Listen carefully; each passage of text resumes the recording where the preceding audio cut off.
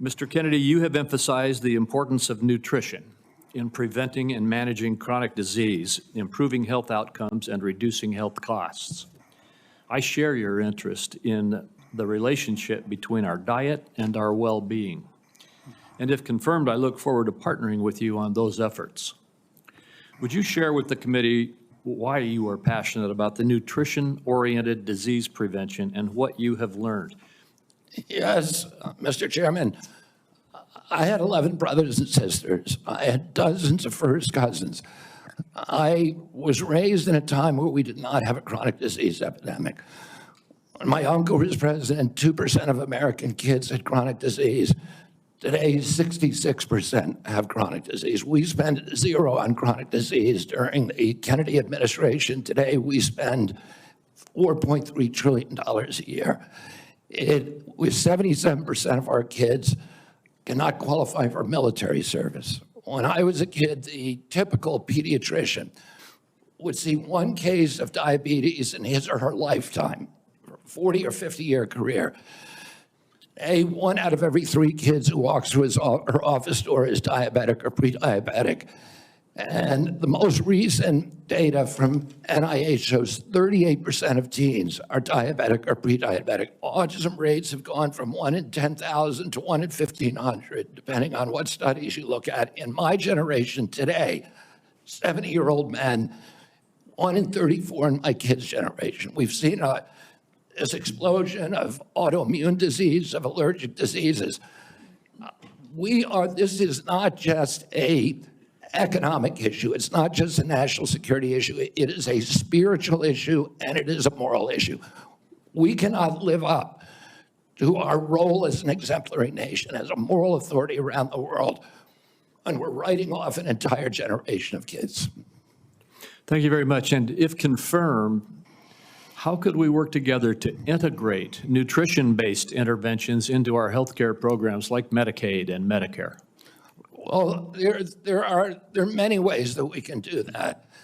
The federal funding of the SNAP program, for example, and of school lunch programs could be a driver for helping kids. We shouldn't be giving 60% of the kids in school processed food that is making them sick. We shouldn't be spending 10% of the SNAP program on sugar drinks. So we have a direct ability to change things there. We also, in Medicaid and Medicare, we need to focus more on outcome-based medicine, on putting people in charge of their own health care, of making them accountable for their own health care so they understand the relationship between eating and getting sick. Most importantly, we need to deploy NIH and FDA to doing the research to understand the relationship between these different food additives and chronic disease so that Americans understand it and make sure that Americans are aware of it. I don't want to take food away from anybody. If you like a cheeseburger, a McDonald's cheeseburger, a Diet Coke, which my boss loves, and you should be able to get them. If you want to eat Hostess Twinkies, you should be able to do that, but you should know what the impacts are on your family and on your health. Thank you. Senator Wyden. Thank you very much, Mr. Chairman. Before I begin my questions, I'd like to start by entering into the record a letter the committee received from Ambassador Carolyn Kennedy outlining what she believes is Mr. Kennedy's lack of personal fitness for the office. Without objection. Mr. Kennedy, you have spent years pushing conflicting stories about vaccines. You say one thing, and then you say another.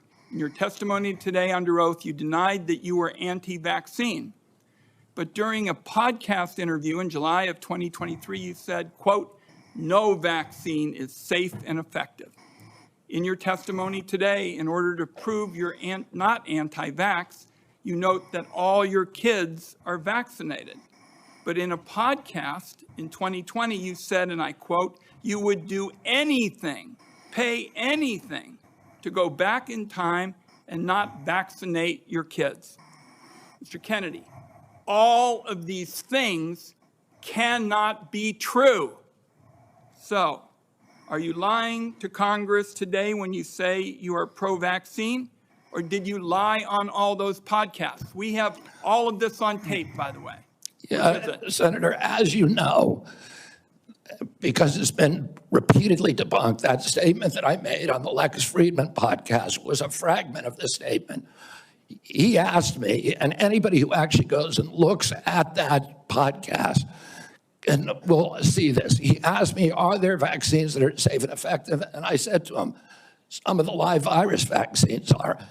And I said, there are no vaccines that are safe and effective, and I was going to continue for every person. Every medicine has people who are sensitive to them, including vaccines. Right, so he interrupted me at that point. I've corrected it many times, including on national TV. You know about this, Senator Wyden, so bringing this up right now is dishonest. let's be clear about what you've actually done then, since you want to deny your statements. For example, you have a history of trying to take vaccines away from people. In May of 2021, you petitioned the Food and Drug Administration to not only block Americans from having access to the COVID vaccine, but to prevent any future access to the life-saving vaccine. Are you denying that? Your name is on the petition. We brought that petition after CDC recommended the COVID vaccine without any scientific basis for 6-year-old children. Most experts agree today, even the people who did it back then, that COVID vaccines are inappropriate for 6-year-old children who basically have a zero risk from COVID. That's why I brought that lawsuit. I don't want to, I want to emphasize Mr. Kennedy, the facts, I don't, the facts.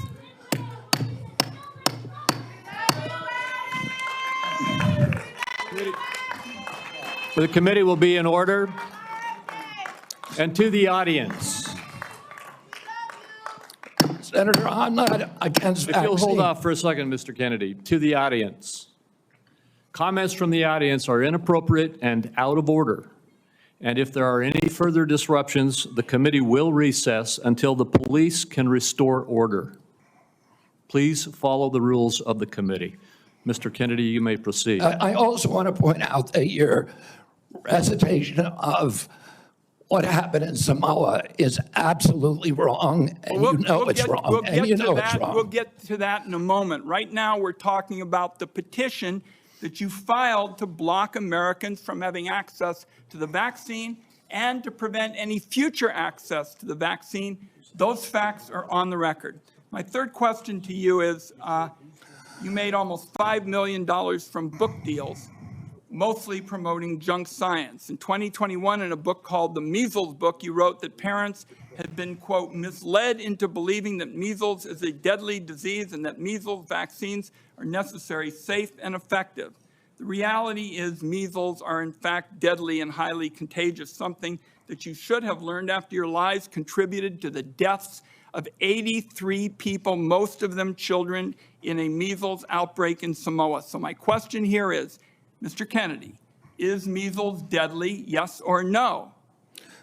The death rate from measles historically in this country in 1963, the year before the introduction of the vaccine, was 1 in 10,000. Let me explain what happened in Samoa. In Samoa in 2017 or 2015, there were 2 kids who died following the MMR vaccine.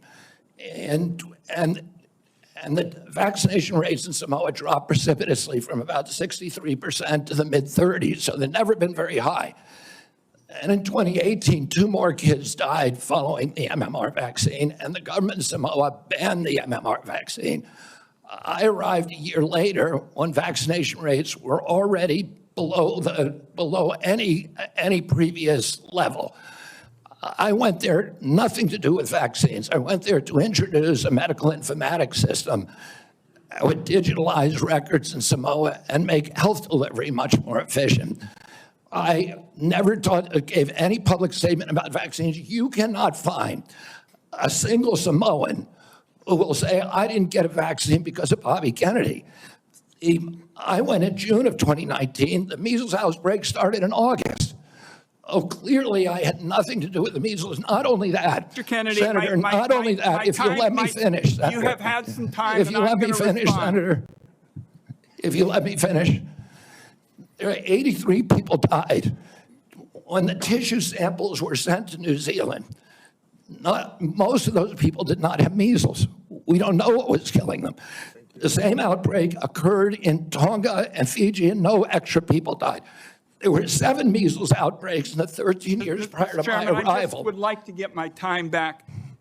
The nominee wrote a book saying that people had been misled into believing that measles is a deadly disease. He's trying now to play down his role in Samoa. That's not what the parents say. That's not what Governor Green says. It's time to make sure that we blow the whistle on actually what your views are. At least we're starting. We need to move Senator, on. I support the measles vaccine. I support the polio vaccine. I will do nothing as HHS Secretary that makes it difficult or discourages people from taking either of those Anybody vaccines. who believes that ought to look at the measles book you wrote saying parents have been misled into believing that measles is a deadly disease. That's not true. We need to move on. Senator Grassley. Welcome. I'm going to do like I did in my office. I'm just going to make some points to you. I got about 7 I want to quickly get done. And then at the end, I'm going to ask if you disagree with anything I say and then address those things you disagree with. I'll make sure I save time for you to do that. A key responsibility of each member of Congress is oversight. Oversight allows us to hold bureaucrats accountable to the rule of law, and it helps keep faith with taxpayers. I expect HHS to provide timely and complete responses to congressional oversight. Number 2, PBMs, something you and I discussed in our office. I've been working to hold pharmacy benefit managers accountable in order to lower prescription drug prices. I expect you to work with us to hold PBMs accountable, and that may even ask in your support for legislation that's before the Congress. Drug pricing. Senator Durbin and I have for a while been trying to get a bill passed that requires price disclosures on TV ads for prescription drugs. Knowing what something costs before buying it is just common sense. President Trump tried to do this by regulation in his first term. Vice President Vance co-sponsored our bill last Congress. I ask you to support this bill, or if you can do it by regulation, to do it by regulation. On rural health care, the previous administration dragged its feet in opening up slots for rural community hospital demonstration programs. It also ignored concerns from rural pharmacies when implementing changes to Medicare Part D, and ignored rural needs when it comes to distributing physician residency slots. I expect you to prioritize rural Americans' health care needs. On agriculture, in our meeting earlier this month, we talked at length about agriculture. You prefaced the conversation by saying you will not have jurisdiction over these issues. I expect you to leave agricultural practice regulations to the proper agencies, and for the most part, that's USDA and EPA.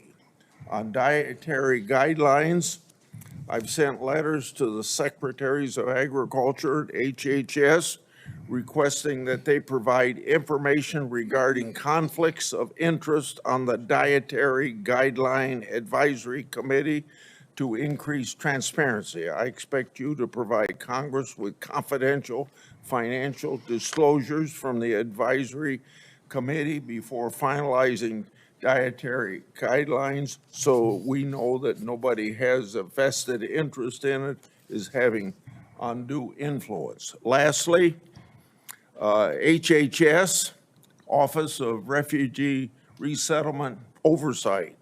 Last year, I expanded my investigation into HHS's Office of Refugee Resettlement. I wrote 24 contractors and grantees whose job it is to place unaccompanied children with sponsors. In many cases, children have been placed with improper vetted sponsors, placing them at risk of trafficking. The Biden administration's HHS directed these taxpayer-funded contractors and grantees to not respond to my inquiry. This is obstruction by the executive branch. I expect you to produce to me the records and data I've requested and instruct HHS contractors to fully cooperate with my investigation. I also expect HHS to not retaliate against any whistleblowers, including those who identify ORR's failures in vetting sponsors of unaccompanied. You got 45 seconds to respond if you want to. I agree with all of those provisions, Senator. My approach to administration HHS will be radical transparency. If members of this committee or other members of Congress want information, the doors are open. I've spent many years litigating against NIH and its sub-agencies, HHS and its sub-agencies, NIH, CDC, FDA, on FOIA issues, trying to get information that we, the taxpayers, paid for, and oftentimes getting back redacted copies after a year or 2 years of litigation. That should not be the case. And if Congress asks me for information, you will get it immediately. Thank you. Thank you. Senator Cantwell is next, but until she returns, I will move on to down the list, and that would be Senator Cornyn. Mr. Kennedy, welcome to you and your family, and congratulations. I appreciate Senator Grassley raising the issue of the Office of Refugee Resettlement within the auspices of Health and Human Services. I think this may surprise people, but that's actually the responsibility of HHS, the Office of Resettlement Relocation. Under the previous administration, as Senator Grassley alluded, there were roughly 500,000 children, unaccompanied minors, that were placed with sponsors in the interior of the United States. The previous administration took the position that it was not the federal government's responsibility once these children were placed with these sponsors.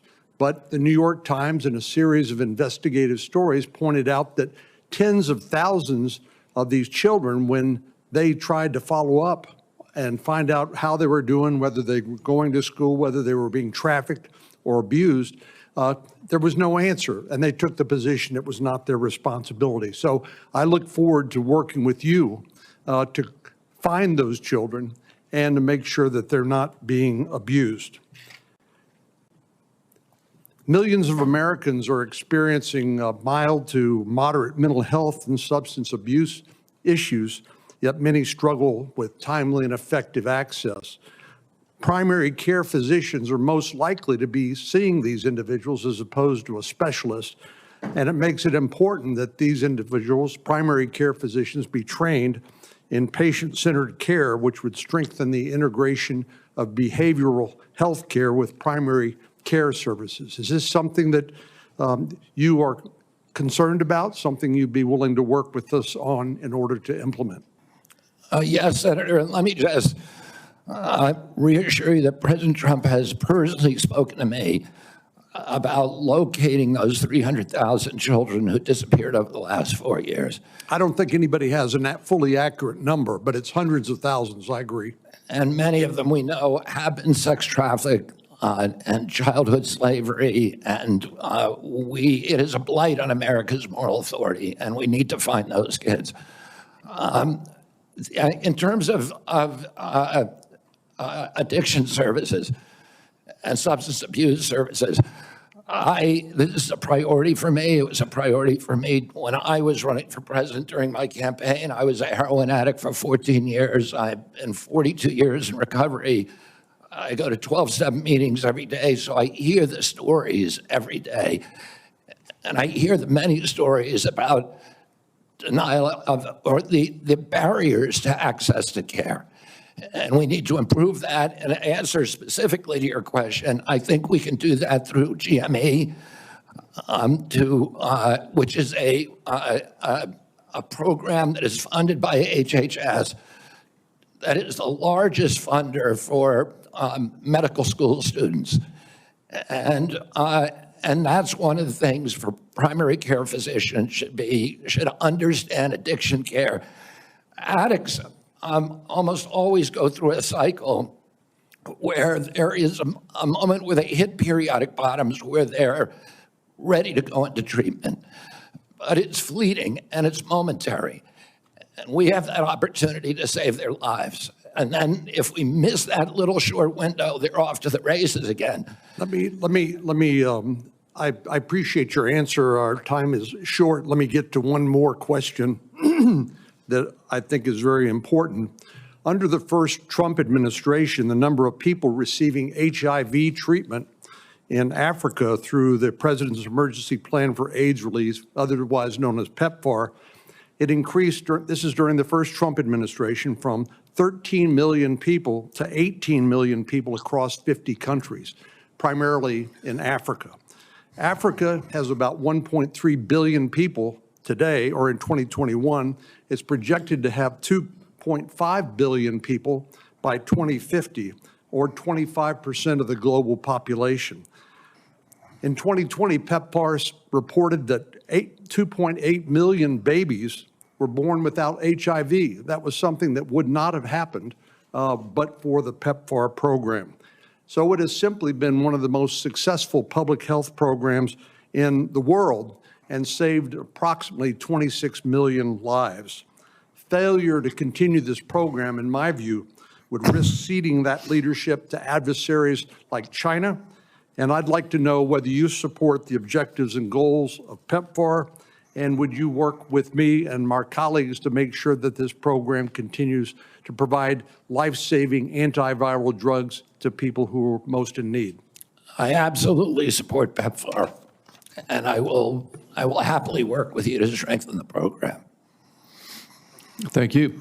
Senator Bennett. Thank you, Mr. Chairman. Thank you, Mr. Kennedy, for being here this morning. And I think that, Mr. Chairman, we are truly through the looking glass this morning here in the U.S. Senate, and this committee is being asked to fulfill a really important responsibility, which is to decide whether to confirm Mr. Kennedy to one of the most important health care jobs in America. And the reason I think it's so important is for many of the reasons you said in your opening statement, which is that we live in the richest country in the world, and we have some of the worst health outcomes of any industrialized country in the world.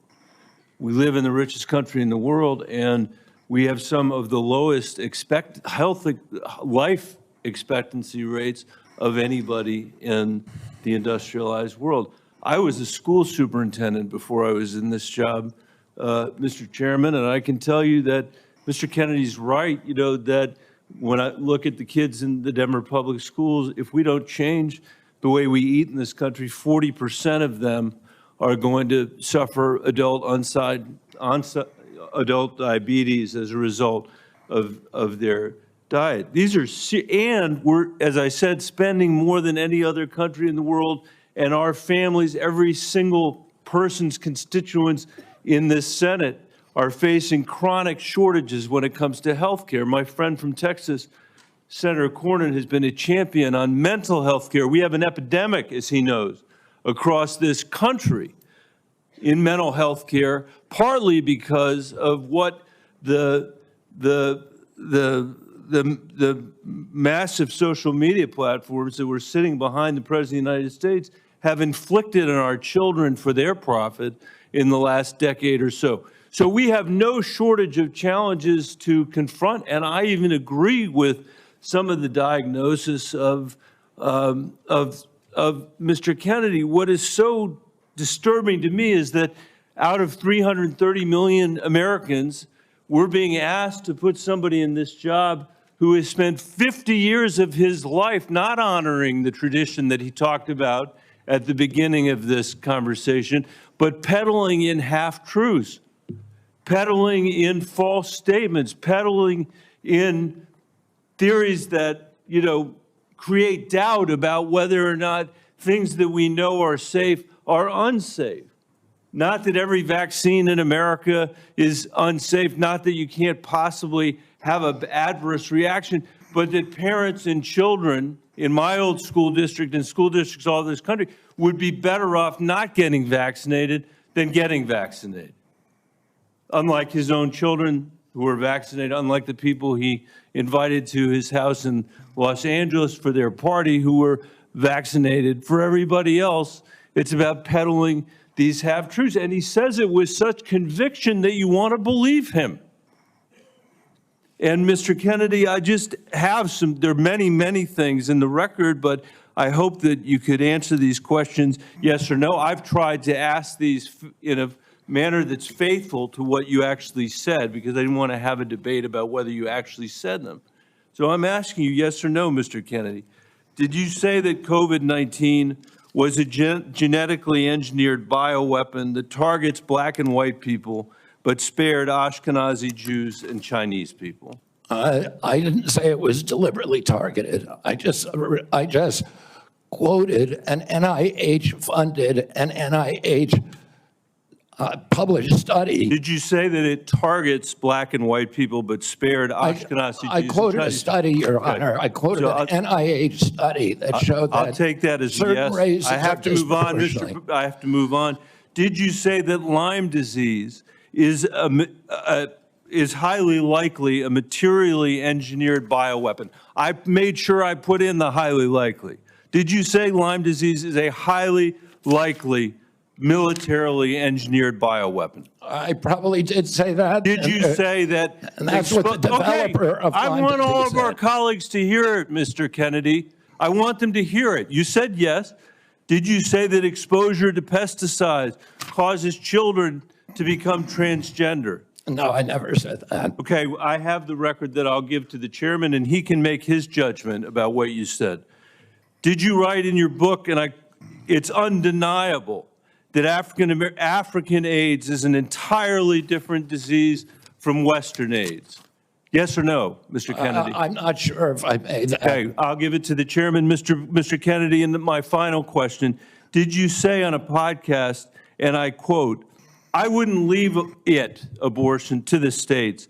My belief is we should leave it to the woman. We shouldn't have the government involved, even if it's full term." Did you say that, Mr. Kennedy? Senator, I believe that every abortion is a tragedy. Did you say it, Mr. Kennedy? This believe matters. It doesn't matter what you come here and say that isn't true, that's not reflective of what you really believe, that you haven't said over decade after decade after decade, because unlike other jobs we're confirming around this place, this is a job where it is life and death for the kids that I used to work for in the Denver public schools, and for families all over this country that are suffering from living in the richest country of the world that can't deliver basic health care and basic mental health care to them. It's too important for the games that you're playing, Mr. Kennedy. And I hope my colleagues will say to the president, I have no influence over him. I hope my colleagues will say to the president, out of 330 million Americans, we can do better than this. Thank you. We need to move on. Senator Cassidy. Mr. Kennedy, President Trump has sworn to protect Medicare. Republicans are exploring reforms to Medicaid that could help pay for Trump administration priorities. With this context, what will you do about dual eligibles? About? Dual eligibles. Well, dual eligibles are not right now served very well under the system. Those are people who are eligible for both Medicaid and Medicare.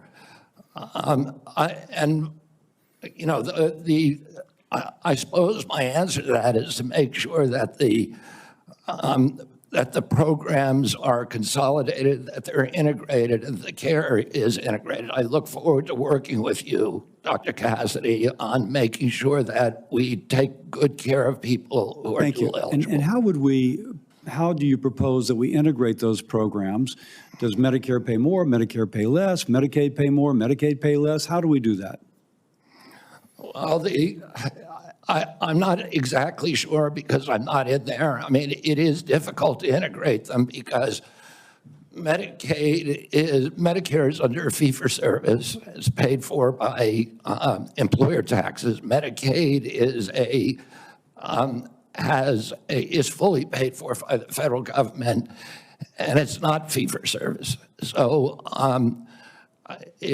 I do not know the answer to that. I look forward to exploring options with you. Republicans, again, are looking at ways to potentially reform Medicaid to help, pay for President Trump's priorities, but to improve outcomes. What thoughts do you have regarding Medicaid reform?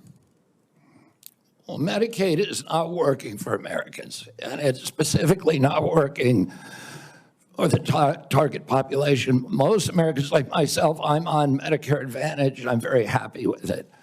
Most people who are on Medicaid are not happy. The premiums are too high. The deductibles are too high.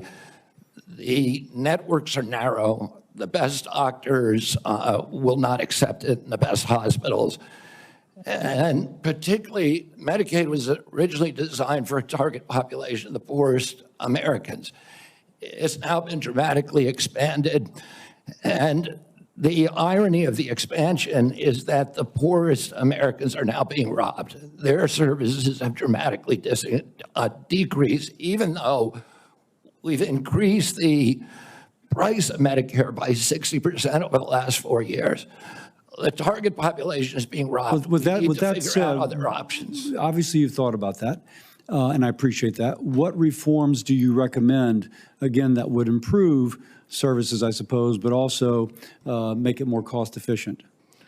Well, President Trump has given me the charge of improving quality of care and lowering the price of care for all Americans. There are many things that we can do. I mean, what we want to, the ultimate outcome, I think, is to increase transparency, to increase accountability, and to transition to a value-based system rather than a fee-based system, So rather than a service-based on system. Medicaid in particular, can you just kind of take those kind of general principles and apply it to the Medicaid program? Listen, I think that there are many, many options with telemedicine, with AI right now. And, there's including direct primary care systems. We're seeing that movement grow across the country. There's one of the largest providers. So going back to Medicaid though, and speaking of these specific advances, what reforms are you proposing with these ideas vis-a-vis Medicaid? Well, I don't have a broad proposal for dismantling the program. Of course not saying that. I think what we need to do is we need to experiment with pilot programs in each state. We need to keep our eye on the ultimate goal, which is value-based care, which is transparency, accountability, access. And one more thing, going back to Medicare, you mentioned you're an MA. You mentioned earlier the Medicare fee-for-service. Do you have any kind of thoughts as to whether or not patients on fee-for-service should move into MA, or how should we handle that? Whether patients who are on Medicare fee-for-service. Traditional Medicare? Yes. That's their choice right now. We have, I think, 32 million Americans, or 30 million Americans on Medicare, on traditional Medicare, and then another 34 on Medicare Advantage, roughly half and half. And I think more people would rather be on Medicare Advantage because it offers very good services, but people can't afford it. It's much more expensive. In answer to your first question, there are all kinds of exciting things that we can be doing, including cooperatives, which President Trump has supported, including health savings accounts, which President Trump has supported. All of these things to make people more accountable for their own health. And so we'd bring the cooperatives and the health savings accounts into Medicare and Medicaid? Exactly. We try to increase those, the use of those, and to direct primary care, to to continue to transition into a value-based program that is private. Americans don't, by and large, do not like the Affordable Care Act. People are on it. They don't like Medicaid. They like Medicare. And they like private insurance. We need to listen to what people, they would prefer to be on private insurance. Most Americans, if they can afford to be, will be on private insurance. We need to figure out ways to improve care, particularly for elderly, for veterans, for the poor in this country. And Medicaid, the current model is not doing that. I would ask, any of the Democrats who are chuckling just now, do you think all that money, the $900 billion that we're sending to Medicaid every year, has made Americans healthy? Do we think it's working for anybody? Are the premiums low enough? We do need to move on. Senator Warner. Thanks for watching, and if you haven't already, please consider subscribing to our channel. And while you're at it, please leave us a comment. Thank you for watching.